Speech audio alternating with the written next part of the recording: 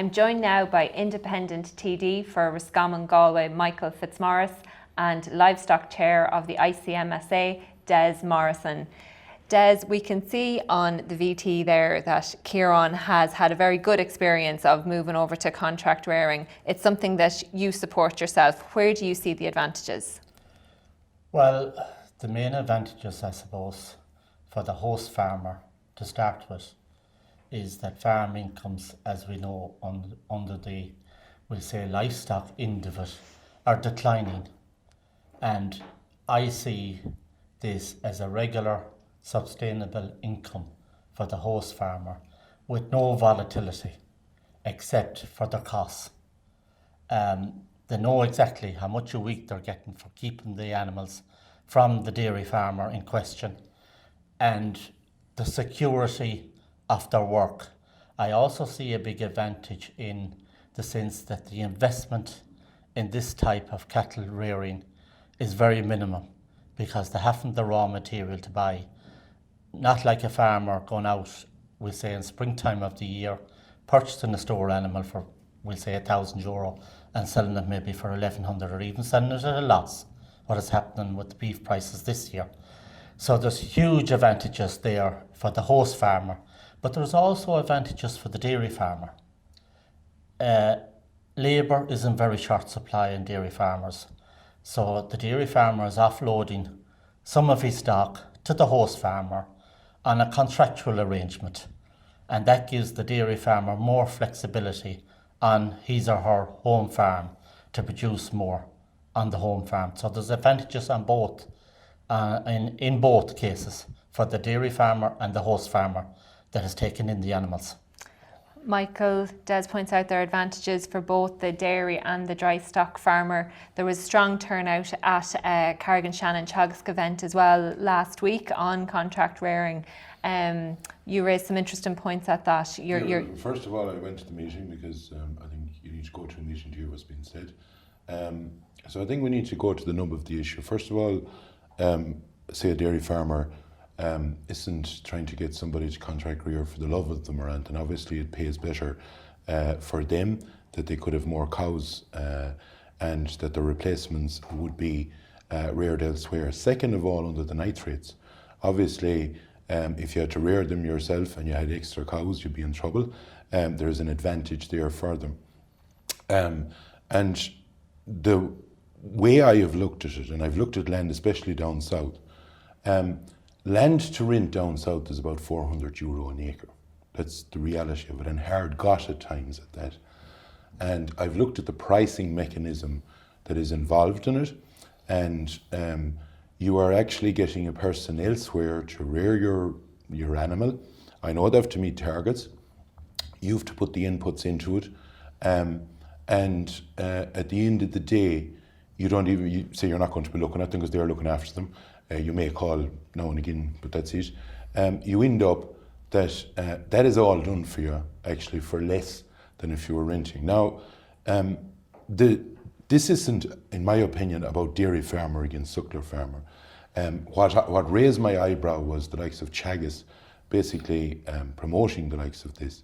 And Des is 100% right in saying that the suckler herd is in trouble at the moment. It's a patient that's sick. 10 years ago, we were told that we needed to go for U-grade cattle, have Charolais cows, have Limousin cows. Then we went on, and this fabulous beef genomics so-called scheme came in, and then you were producing more of an animal or a cow more off the dairy herd, and we know the prices that farmers are taking. There seems to be a drive to get the suckler herd out. Now, down the road, and this is what we have to watch for the person in the suckler herd that would sell their animals, first of all, that may go at this contract rearing. The first of all is obviously if you sell animals, you have an income. There is a tax allowance, but that runs out in time, so you have to look at that. Second of all, with the best will in the world, we see that milk powder was an intervention for a while. I know there was a bit of a move on it this year, but no matter how optimistic we are, myself and Des, or any of us, there's a lull going to come again in the milk, sooner or later. I hope it's years to come, but realistically, and Phil Hogan has made it very clear that there won't be a cushion or a soft cushion for the dairy sector. When that happens, what's your first instinct to do? Anyone in business, dairy farmer is a business person more than anyone else. What will you do? When you come to the end of that term, you will say, I'm going to cut down on cows, I'll rear the few heifers, because if it's not paying to produce milk for that year or 2 years, like before, we've seen it a few years ago, you will cut back. What is the person left with that's gone down this road? They are left with a farm that has no cattle on it, and where do they turn to? And these are the dangers that I see coming down the line. And unfortunately, and it's not the dairy farmer's fault, I'm not blaming the dairy farmer, but what I am questioning is Teagasc's approach. Should you not be trying? We need a suckler herd in Ireland, whether we like that or whether we don't. In my opinion, we have lost the Italian trade because we have gone down the wrong roads. The good U-grade Wainland today, out of 1 and 2 star cows, is making, I've seen what they're making in the different marts, you'd see it yourself in the different marts in the west of Ireland, you can get between 1,000 and 1,100. I've seen calves that the 5 stars are out of, and you're 6, 7, 800 euro. There is a medicine needed to make sure the patient, like the suckler cow, is sorted. And unfortunately, that medicine isn't coming forward. But down the road, if we don't watch what we are doing, we will actually produce more calves for the factories here that won't be to the standard if we get rid of more of the suckler herd, and we will end up playing into the hands of the protest that was on today again, of the factories dictating the price to the farmer of an animal that wouldn't be the real U-grade ready for export. But Michael, do you not think that it could be part of the solution in order to bring a steady income to dry stock farmers?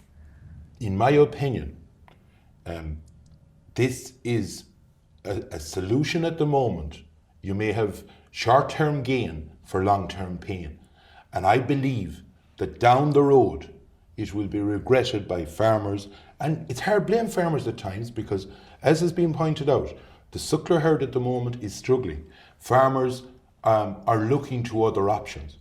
But realistically, down the road, especially for the west of Ireland, from Donegal down to Clare and out to Longford, that is basically the home of the suckler herd.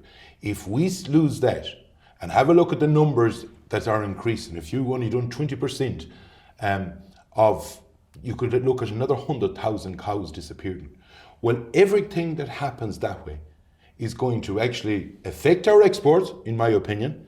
It will play into the hands of the big factories, and it will end up that there won't be any winner, because the dairyman will struggle to sell their calves, the suckler man will be gone, and we will end up, and there will be jobs lost in factories down the way because people will get fed up of being basically used over a number of years.